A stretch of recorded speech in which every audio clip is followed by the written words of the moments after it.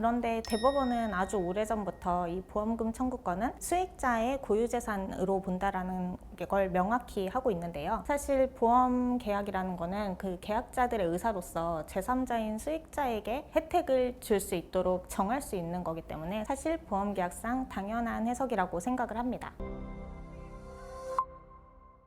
얼마 전 혼자 계시던 아버지께서 돌아가셨습니다. 사실 아버지와는 왕래가 별로 없었는데 돌아가시고 보니 특별한 재산은 없고 채무만 1억 정도 남은 상황이라서 동생은 상속을 포기하고 제가 한정 승인을 해서 재산을 정리했습니다. 그런데 보험사에서 연락 와서 보니 아버지의 사망 보험금 2억 원 수익자가 저로 되어 있다고 해서 보험금을 받았는데요. 어떻게 알고 아버지의 채권자가 나타나서 저한테 그 빚을 갚으라고 합니다. 이거 좀 갚아야 하는 건가요? 네, 안녕하세요. 변호사들의 이혜성 변호사입니다. 네, 안녕하세요. 변호사들의 최지영 변호사입니다. 먼저 질문에 대한 답은 변제할 필요 없다인데요. 이제 여기서 형은 한정 승인을 했기 때문에 물려받은 상속재산 범위 내에서만 아버지의 채권자에게 채무를 변제할 의무가 있습니다. 여기서 2억 원이 상속재산인 건지 형의 고유재산인 건지에 따라 결론이 달라지게 되는 건데요. 네, 여기서는 이제 그 보험 계약의 특성 구조를 좀 살펴봐야 될 것 같아요. 이제 보통 생명보험이라고 하면 아버지가 생전에 가입을 하셔서 이제 본인이 보험료를 납부하시다가 아버지가 사망하고 나면 그 형에게 보험금이 가는 그런 구조잖아요.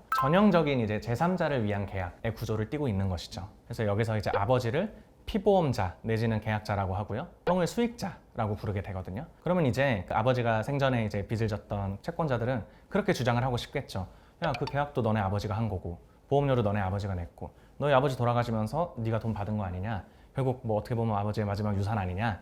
그러니까 그 돈도 우리가 상속 재산에 포함시켜서 우리가 돈을 받아갈 그 책임 재산에 집어넣겠다. 이렇게 주장을 하고 싶은 거고 뭐 그 채권자들 입장에서는 뭐 해볼 만한 주장인 것처럼 보여지기는 해요. 그런데 대법원은 아주 오래전부터 이 보험금 청구권은 수익자의 고유재산으로 본다라는 걸 명확히 하고 있는데요. 사실 보험 계약이라는 거는 그 계약자들의 의사로서 제3자인 수익자에게 혜택을 줄 수 있도록 정할 수 있는 거기 때문에 사실 보험 계약상 당연한 해석이라고 생각을 합니다. 그런데 여기서 좀 주의하셔야 될 게 만약에 아버지가 그냥 피보험자이자 수익자까지 본인으로 그냥 지정을 해버렸다거나 아니면 그 수익자 부분을 그냥 공란으로 둔 경우에는 사망 이후에 보험금이 발생하면 이건 당연히 또 다른 수익자가 지정되어 있지 않기 때문에 당연히 상속재산으로 본다고 하고 있고요. 그래서 이 경우에는 함부로 상속인이 이걸 수령한다던가 인출해서 쓰는 경우에는 한정 승인이나 상속 포기 효과가 소멸되는 상황이 발생할 수 있어서 조심하셔야 됩니다.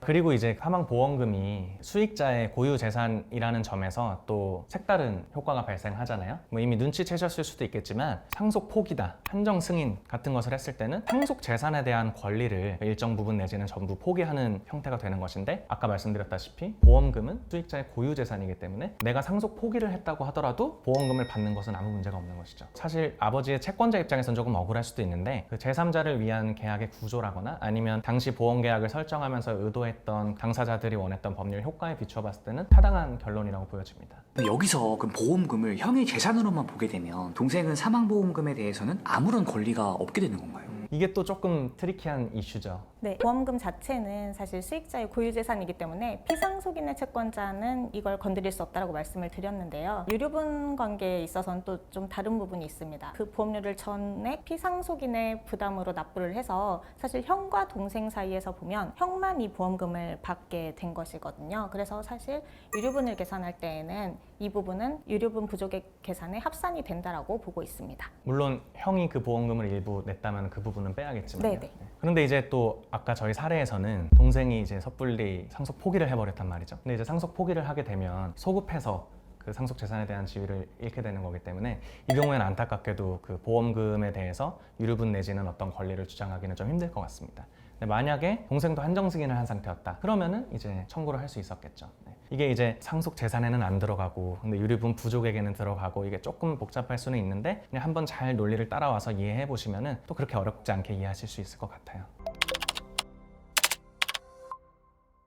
보험금이 뭐 상속 재산에는 안 들어가고 유류분 부족에게는 포함이 되고 조금 복잡한 이야기들을 따로 봤는데 피상속인의 사망으로 인해서 재산이 취득이 일어난다는 점에 대해서는 상속과 비슷하지만 보험 계약이라는 특수한 구조 때문에 좀 발생할 수 있는 재미있는 이슈들을 살펴보았습니다. 이전에 설명드렸던 것처럼 뭐 금전이나 부동산 그 자체를 준 거랑은 또 다른 관계들이 이렇게 상속이나 유류분 계산과 관련해서 계속 발생할 수가 있는데요. 앞으로도 이렇게 좀 구체적인 사례들로 쉽게 설명해 드리려고 하니까 계속 구독하시고 많이 시청해 주셨으면 감사드리겠습니다. 네, 많은 관심 부탁드리겠습니다. 감사합니다.